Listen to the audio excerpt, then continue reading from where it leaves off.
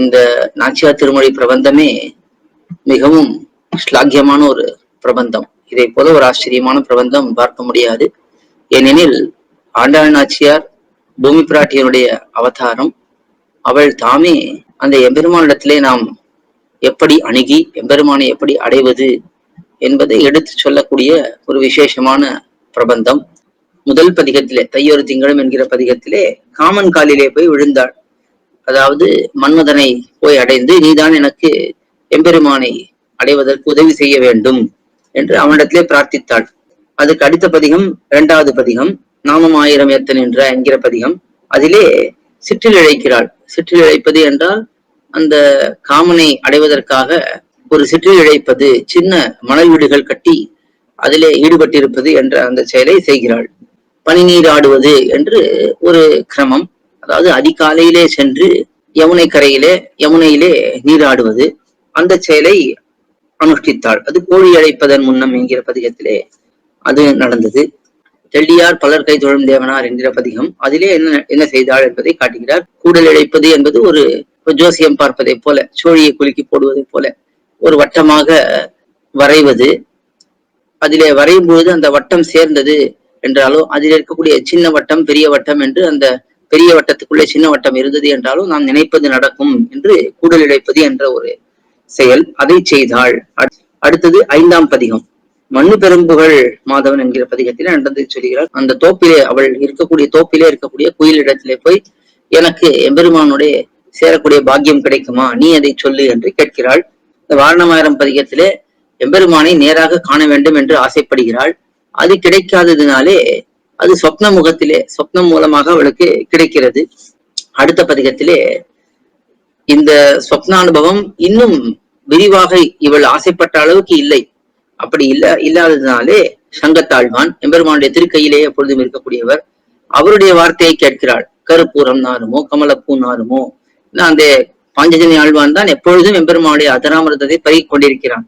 அப்படி இருப்பதனாலே அவருடைய அந்த வார்த்தையை கேட்டு, அது ஏழாம் பதிகம். அடுத்தது விண்ணீல மேலாப்பு என்கிற பதிகம். மேகங்களை பார்த்து மேகங்களிடத்திலே பேசுகிறாள்.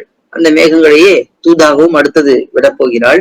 அந்த மேகங்கள் அங்கே நின்று மழையாக பொழிந்துவிட அந்த மழையிலே நடந்த விஷயத்தை அடுத்த பதிகத்திலே காட்டுகிறாள். அது சிந்துரச் செம்பொடி என்கிற பதிகம்.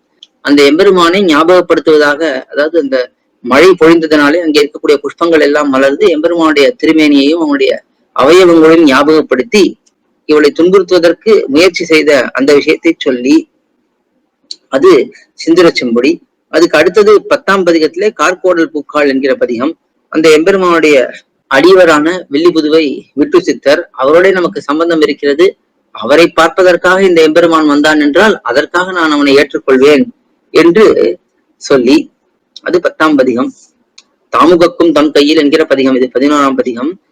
எம்பெருமானுடைய தன்மை, அவன் பூமி பிராட்டிக்கு உதவி செய்திருக்கிறான், மற்ற பிராட்டி ருக்மிணி பிராட்டிக்கு உதவி செய்திருக்கான் என்பதையெல்லாம் பார்த்து நாம் இதை இழந்து விட மாட்டோம் என்று தன்னை தரித்துக் கொள்கிறாள். எம்பெருமான் அவனே தம்மை உகப்பாரை தாமுகப்பர் என்னும் சொல் தம்மிடையே பொய்யானால் சாதிப்பாரானி என்று கேட்கிறாள்.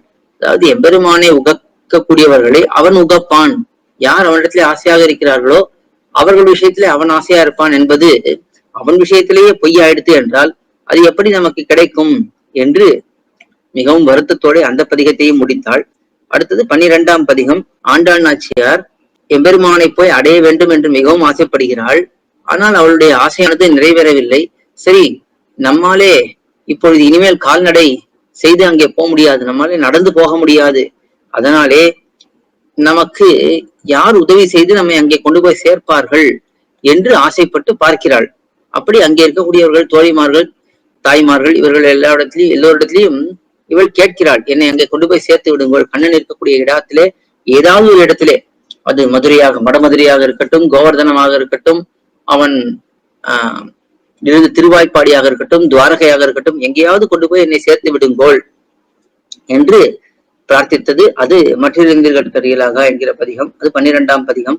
அதாவது என்னை அங்கே கொண்டு போய் உங்களால சேர்க்க முடியவில்லை என்றால் அவனோடு ஸ்பர்ஷம் உள்ளது ஒரு பதார்த்தத்தை கொண்டு வந்து, அவனுடைய ஸ்பர்ஷம் இருக்கக்கூடிய பதார்த்தம், அது அவனுடைய திருமார்பிலே அணிந்த வனமாலையாக இருக்கட்டும், இல்லை அவன் இடுப்பிலே அணிந்த வஸ்திரமாக இருக்கட்டும், ஏதாவது ஒன்றை கொண்டு வந்து என் மீது சேர்த்து எனக்கு அந்த ஸ்பர்சத்தை ஏற்படுத்தி என்னை தரித்திருக்கும்படி செய்யுங்கோள். அப்படி எம்பெருமான் இவளுக்கு நன்றாக சேவை சாதிக்க இவளை ஏற்றுக்கொள்ள, அப்பொழுது இவளுக்கு ஏற்பட்ட நிலை எப்படி இருந்தது என்றால், இவளுக்கு ஏற்பட்ட துன்பம் ஒரு பக்கம் இருக்கு, இவளுக்கு கிடைத்த பலன் எம்பெருமான் நேரே தன்னை காட்டி கொடுத்தான். இது ரெண்டையும் பார்க்கும் பொழுது ஆக இந்த கடைசி பதிகம் எப்படி இருக்கிறது? கண்டீரே கண்டோமே, கண்ணனை பார்த்தீர்களா என்று ஒருத்தி கேட்கிறாள். அவள் எப்படி கேட்கிறாள்? மிகுந்த வருத்தம், கண்ணனை பார்க்கவே இல்லையே, அவனை எங்க பார்ப்பது என்று கேட்கிறாள்.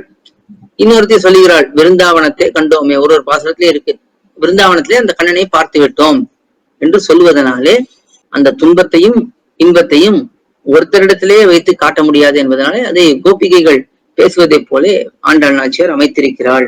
இது ஆண்டாள் நாச்சியார் தான் சொல்லியிருக்கிறாள் என்பதும் தவிர்க்க முடியாது. ஏன்னா தானே வெற்றித்தன் கோதை சொல் என்று இதை சொல்லி இருக்கிறாள். கடைசி பாசுரத்திலே, பல பாசுரத்திலே எப்பொழுதும் போல அதை சொல்லி இருக்கிறாள். அப்படி இருப்பதனாலே இது அந்யாபதேச பாசுரமாகவும் இருக்கும். ஆனால் கடைசியிலே தன்னுடைய நிலையை உணர்ந்து தானாக இந்த பிரபந்தத்தை தலை கட்டக்கூடிய முடிக்கக்கூடிய நிலையிலேயும் இருக்கும். Koil.org has published a variety of Sri Vaishnava Sampradayam books in different languages. A wide range of books covering different topics from absolute beginners to advanced level knowledge seekers are available at books.koil.org.